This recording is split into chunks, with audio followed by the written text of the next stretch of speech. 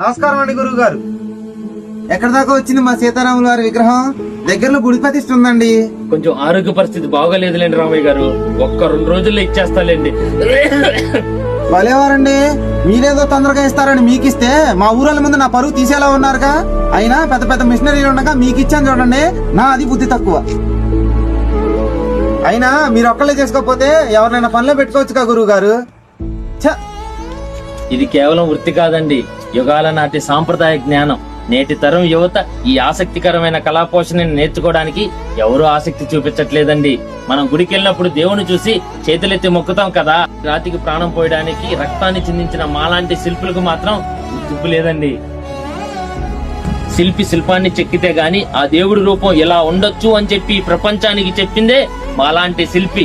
ఈ యాంత్రిక ప్రపంచంలో ఎన్ని యంత్రాలు వచ్చినా మాలాంటి శిల్పి చెక్కిన ఆకృతికి అది సాటి లేదు.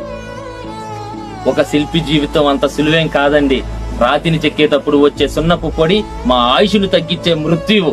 కళాకారులకు చావుండొచ్చేమో గాని మీరు సృష్టించిన శిల్పాలకు మాత్రం మరణం లేదు గురువు గారు.